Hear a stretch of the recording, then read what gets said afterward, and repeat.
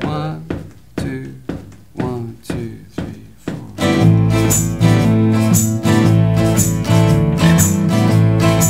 I got my first guitar at Christmas when I was 13.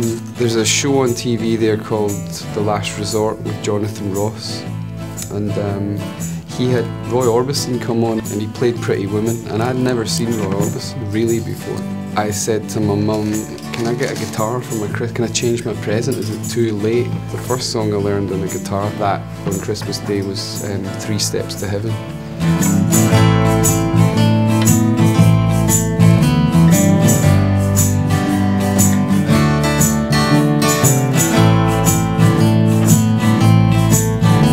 People go, how do you write songs? And then you never ask yourself. I was trying to figure out the other day, and I think it's a lot to do with overtones. If there's a skill in songwriting, it's not lyrics. Lyrics, you know, the lyrics come later.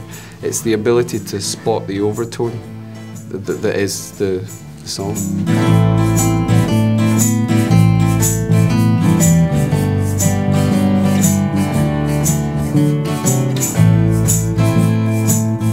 It's a song called Reminder. I usually write around about, I like 110 is my pace. So I thought 128 is quite fast. So I put a kick drum on 128 and just played it. So the kick drum goes bum, bum, bum, bum. And what came out was this sort of riff. It went,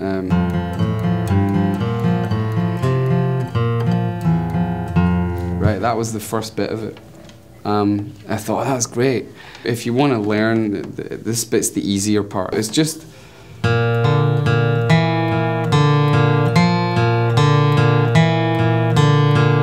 So really, all you're going is just doing this. That's the...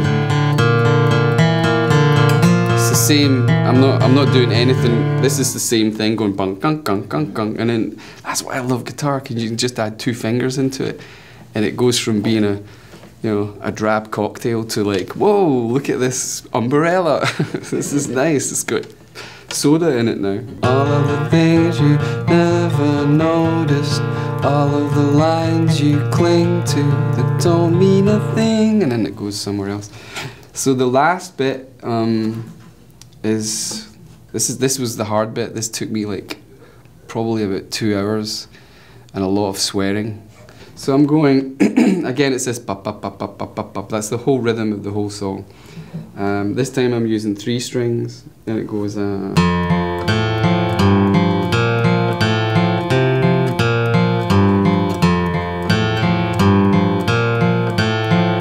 That's why I love like writing, because you don't know where it's going to come out of. It can come out of any hole in the wall, and then you're like, oh, there it is, there. It could. And you never know, so there's no rules.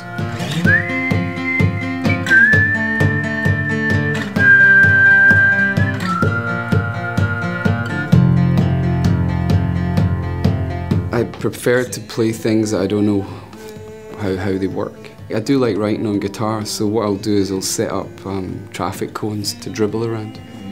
And on the new album I used Ableton to write all the songs. It's different from Pro Tools, it's much quicker. And you can make millions of mistakes, and the mistakes is where you get songs. So I'm like, I just want to make as many as possible. And I want to tell you, this is a reminder, this is a reminder. Oh, this is a reminder, this is a reminder. You don't think songs. Songs are these things, you should find them. You shouldn't have to think them. All the greatest riffs that were ever kind of written were always stumbled upon. Ask Keith Richards. Like I said, that tape that I had in my house was rock and roll, so Chuck Berry was the first kind of thing. The first time I heard Chuck Berry was on Back to the Future. And I used to sit when I was a kid and before I had a guitar, and I would play this tape and do guitar solos with my mouth, and I'd be like, oh my god, I'm going to be so good when I get a guitar. Oh, I'm going to be shredding the shit out of this. And then I got a guitar, and I still can't shred. I'm over it now. But it made me, I sort of realised that maybe doing this mouth guitar solos is basically songwriting.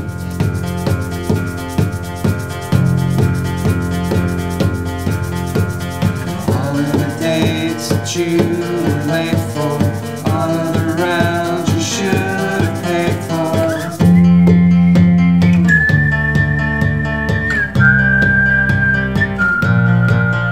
What's the verse about? So why is it a reminder? The song is a reminder. I know I'd been a little bit paranoid about dying that night and my son not being there for my kid. And I was like, oh, maybe I'll write a letter to him, like a sort of list of things that if I wasn't there for him, he could just like go, these are life rules that my dad wrote, that when I follow them or when I hear the song I'll remember them. And that's where the song came. Oh, this is a reminder.